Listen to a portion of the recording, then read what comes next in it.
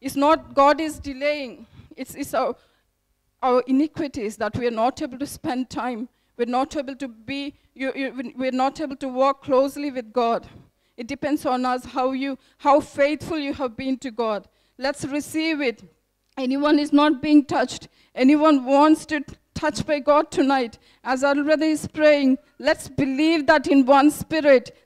So we have seen last week and week before, we have seen the cross, the blood, and this week we are looking into the calling and the God's calling in our life, and what through the different words God is going to speak to us. Let's turn to Ephesians chapter 1, verse 4 and 5. Just as he chose us in him before the foundation of the world, that we should be holy and without blame before him in love, having predestined us to adoption as sons by Jesus Christ to himself, according to the good pleasure of his will. Yeah, thank you. Heavenly Father, we come before your presence, Father God. Lord, we submit this word and tonight this message to you, grace, Father God.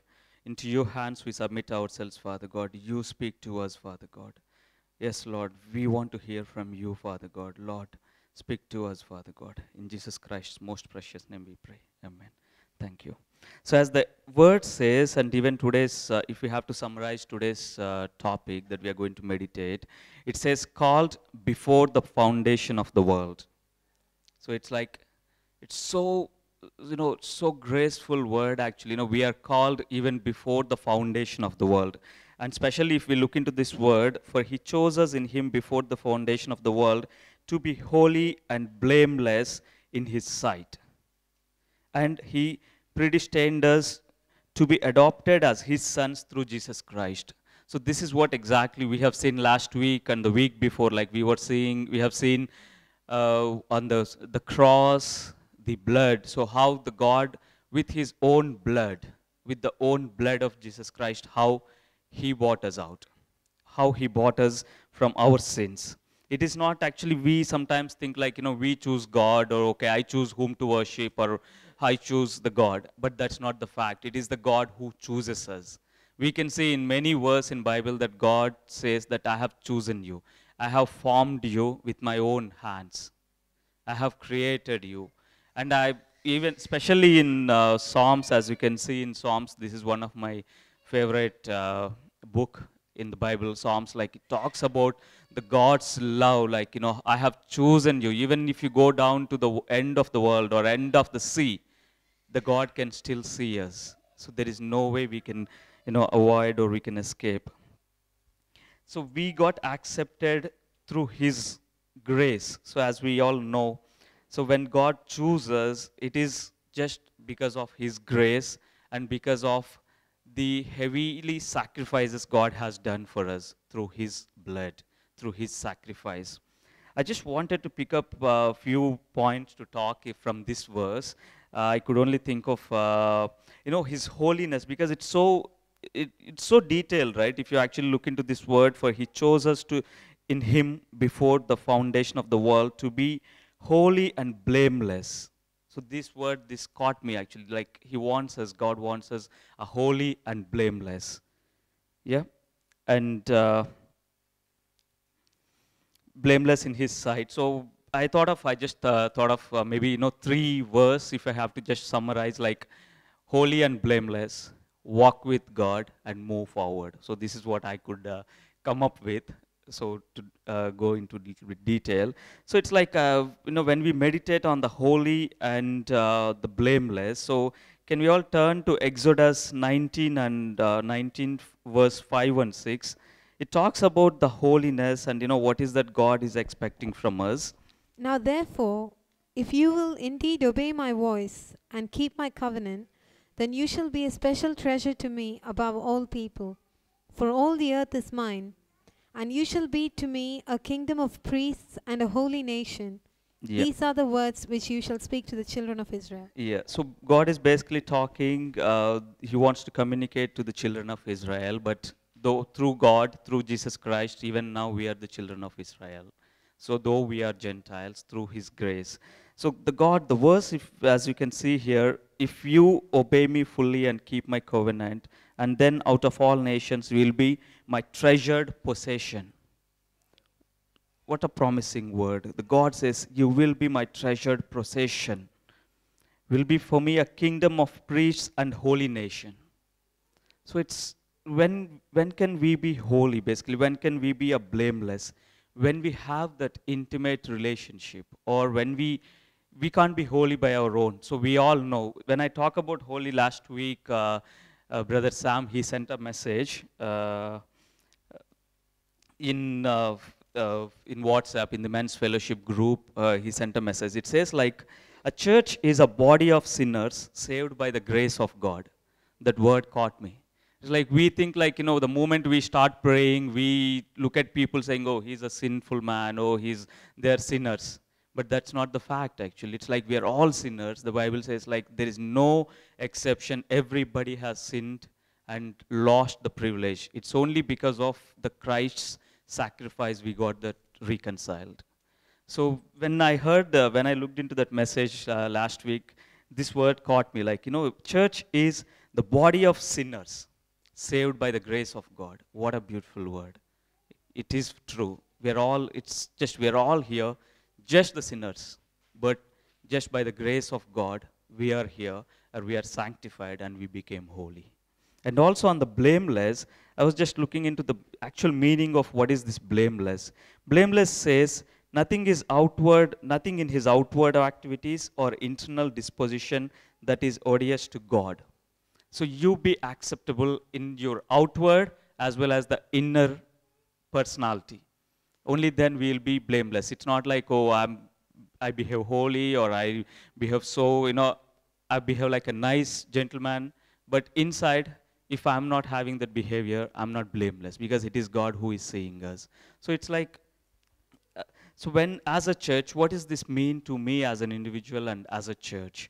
So for me, it's like living a holy and a blameless life is, as we discussed, it's not just because of our, because of our qualities or because of our education, nothing else, just because of our God's grace, He made us holy and He made us blameless. So what is that we need to do now to lead a holy and a blameless life? How can we lead a holy and a blameless life?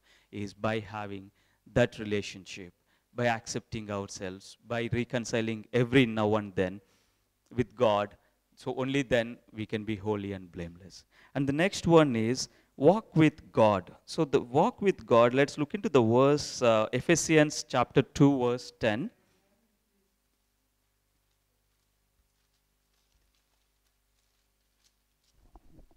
For we are His workmanship, created in Christ Jesus for good works, which God prepared beforehand that we should walk in them.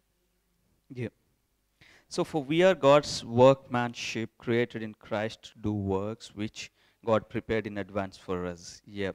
And also let's look at this Proverbs verse 3, chapter 3, verse 5 and 6. Trust in the Lord with all your heart, and lean not on your own understanding. In all your ways acknowledge Him, and He shall direct your paths. Yeah. 5. Trust in the Lord with all your heart, and lean not on your own understanding.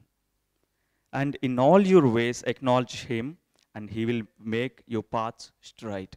So walking with God is not like just walking by ourselves and God, assuming that God will follow. That's what we do sometimes. We either think like, okay, we are following God, or we think like God will follow us. We just go on our own understanding and our own way of walking. But it says like, in all your ways, trust in God and walk with God. So if we are walking with a God, suppose we have just gone to a countryside, and I've got one of our close friend with us, and we are walking together. What exactly happened when we are walking together with our close friend? We just walk on one side, and does he walk on the other side, or we just look around and just walk without even talking? When we have, like, going in a countryside, having a close friend, what do? We listen to him, we talk to him, we feel him, and we share. We do a lot of things, isn't it? It's like, because that is the best time we can spend with our friend. So if our friend is with us, we listen to him, we talk to him, we share our feelings, we express our things. So that is what God wants us as we walk in the God, walk with God. It's not walk forward or walk backward, but it's more of walk with God. When we walk with God, this is what we will do it. And as we can see from Bible, someone who walked with God, Enoch. So he lived 365 years, yeah? And he walked with God, and God just took him. He didn't die. And also, we can also see, of course, there are so many characters in Bible, but one more character that I like is Noah. It talks about he's such a righteous, blameless person. He walked faithfully with God. So when we walk faithfully with God, God will be with us all the time. And when we talk and walk with God, He will lead us in every step of our life. So let's just examine ourselves and see, am I walking with God, or am I just assuming, okay, God is with me, or just God is behind me? Or am I just just assuming that, okay, I'm just following God, but actually I'm not, but I'm in a completely a different direction? Are we walking with God? Tonight, let's just think of it. Think of ourselves. Are we walking with God? If we are walking, how is our walk? Are we walking but not talking, or are we just walking but mute and like, oh, okay, I don't know. But are we walking? Are we enjoying that relationship with God? Are we enjoying that relationship with God? Let's all examine, and even we'll pray that God, if I'm not walking with you, or if I have gone away from you, this is a time we reconcile with God and we walk with God. So the third one is moving forward. Moving forward, again, walking with God is going with God. And in our spiritual life, how do we move forward? I don't exactly have any verse on a move forward, but again, like maybe I just want to share a small story, or So basically, there was a small family going. A daughter is driving the car, and a old man, a old father is sitting on the next side. So they both were walking, and not walking actually. They both were driving, and they were in a car, and the daughter was driving. Then on their way, after some time, it slowly started raining. So when it started raining, and then daughter said, "Dad, you think we can go?" She said, "Yeah, it's just a rain. Let's go. Let's move forward." And then the rain started slowly as a storm, and started becoming some thunders. Then the daughter turned to the father, and she asked, "Dad, you think we should stop now?" He said, "We don't need to stop. Let's go. Can you?" He said, "Can you drive?" And so the daughter said, "Yes, of course I can. Because you are with me, I can drive it." He said, "Okay, if you can drive, let's go forward. We'll see what happens." So they moved forward, maybe a mile, and after a mile, it started heavily raining, heavy storms, and then they have seen a couple of trees falling that side and this side. So they're like, "Dad, what do we do?" He said, can you still move forward?" She said, "Yes, Dad, I can drive forward." "Then let's go. Let's not stop. Let's go." And now, this time, all the vehicles, after maybe 2 miles, all the cars, all the lorries, even a big lorries, like trucks, you can imagine like the Tesco trucks or the Asda's trucks kind of, all the trucks, they just put aside. A huge truck, it can't sustain the wind, or it couldn't sustain the storm that was happening. So even the trucks, they pulled aside, and then the daughter said, "Dad, look at those trucks. Those are the huge trucks. The trucks, being the huge one, can't even go. You think we should go forward? I think it's time we stop now." So her father said, "Okay, but you think we should stop now? Why can't we go forward? You think, are you tired, or are you scared of it?" She said, "I'm not really scared, but I'm just looking around, and when I'm looking around, I could see the trucks have stopped, all the buses have stopped, and ours is like a small car, and I'm just wondering, whether it's good for us to go, and I don't know what is forward now. I don't know if the situation right now is so bad. I don't know how bad it is going to be. So shall we go?" Dad said, "It's up to you. You have that steering with you. This is your life. So you have courage. You want to go forward, go forward." Then again, the daughter turned to her dad and said, "Dad, if you are with me, I'll go forward. Because you are my strength, I'll go forward." They went forward. They traveled for another 5 miles. And then when they saw it's all dry, there was no rain, no symptoms of any rain. The road was clear. It's so open. It's so like they just came out of that wind, out of that storm, and now the road is clear. So they are like, they came out of all those, the hardest weather to a beautiful, bright weather. So they were just going. Then the dad said, pull over. She's like, Dad, what are you saying? When we had all that, you said not to stop, and now we crossed everything. You're saying you are asking me to stop now. He said, yes, stop now. So they pulled over. Then he said, okay, let's get down. They both got down. Then the dad said, you now look back. And when the daughter looked back, she could see all the cars got stuck in the rain, or, there is no traffic behind. There is no one behind them, because if almost all the other cars, almost all the other huge vehicles have stopped. They didn't have anyone behind them. They're like, this is what it is. Had you scared and just stayed, you would have got stuck in the bad weather. This is exactly what happens in our spiritual life as well. So it's like, we could have, imagine this, right? When we have our Father, our Heavenly Father with us, and no matter what troubles we get, because we have that human tendency of, comparing, going with the crowd. If I have crowd, I'll just go with them. If somebody is coming, I'll go. If I'm alone, we don't take that step forward. We don't take that individual steps. It's like the example, if we look here, even the big trucks, you can imagine the big trucks as maybe some pastors or evangelists. We don't know. It's like we think like, oh, see, he's a big evangelist. He's a big pastor. He himself, stopped talking to people about God. He himself stopped, he's just staying inside. We don't know. It could be anything. It can be talking about God with others. It can be in your spiritual life. You can just compare with them and say like, see, when the troubles come, when we get trouble, could be from government, could be from the family, could be from our workplace, from anywhere.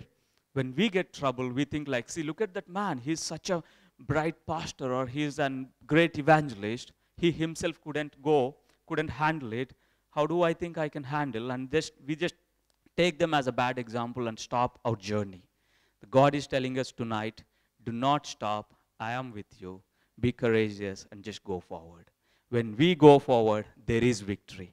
And on the other side, when we just travel on the other end, God is standing for us, waiting for us, and trying and inviting us. Let's look at Matthew 25, verse 34. Then the king will say to those on his right hand, come, you blessed of my Father, inherit the kingdom prepared for you from the foundation of the world. Yep. Just read this word. Read everyone. Let all of us read this word. Look how beautiful this word is. When we have the journey, when we live a holy and blameless life, when we walk with God, when we move forward in our spiritual life, on the other end, Jesus Christ is standing and he is saying this word to me and to you. If we read this word, then the king will say, in this case, the king is Jesus Christ.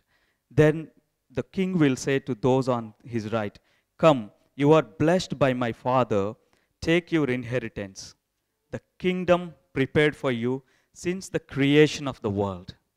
So he is inviting us. Jesus Christ will be standing for us, inviting, come, you blessed by my Father.